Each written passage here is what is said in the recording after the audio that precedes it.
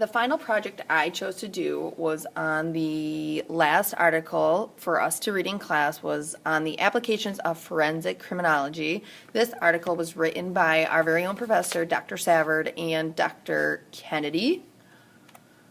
What is forensic criminology?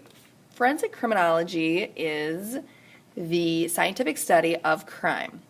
And forensic criminologists study the behavior of criminals, and they also study the process that make the criminal justice system work. Interesting enough, the word can be traced back to ancient Rome. Here, this slide just demonstrates and shows what a criminology degree can do, and the keywords in this slide also tied into the article as well as the headings in the article.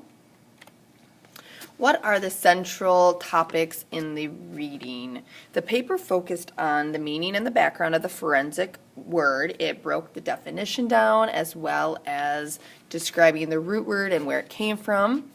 It discussed forensic criminologists and their expertise and importance within the criminal justice system. It also introduced forensic criminology through several criminal cases, and it explained and gave examples of how forensic criminologists have applied their knowledge and expertise in court cases and lawsuits that have to do with security, policing, and corrections.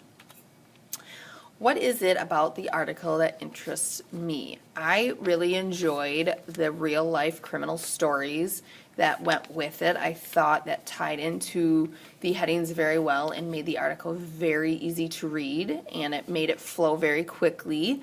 I also thought the paper had great transitions. I thought it had great points and arguments. It also taught me several new things that I never guess I would have thought about or realized. For example, the idea of aggressive behavior at a bar or restaurant. I never came to think about the reasons why.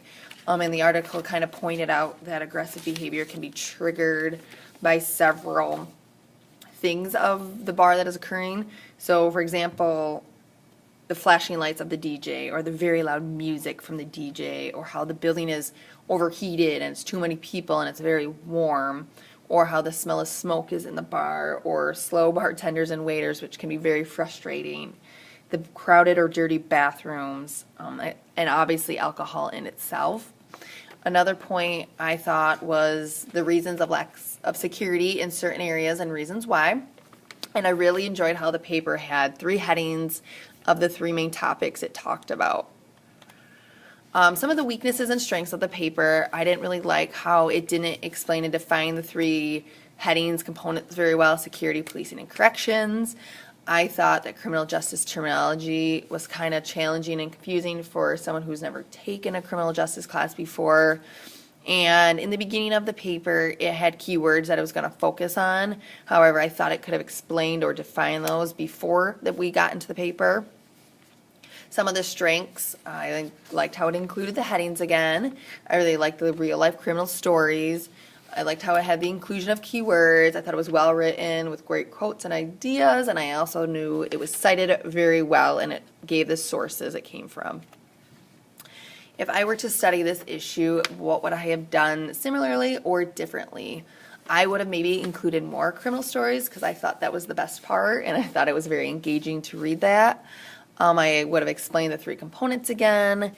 I would have maybe explained my argument, the topic of the paper, and maybe even the reason why the paper was written.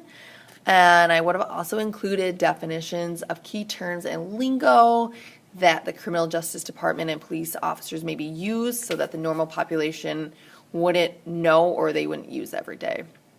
Overall, I thought the paper was very interesting and it was very well written, and this is the end of my final project.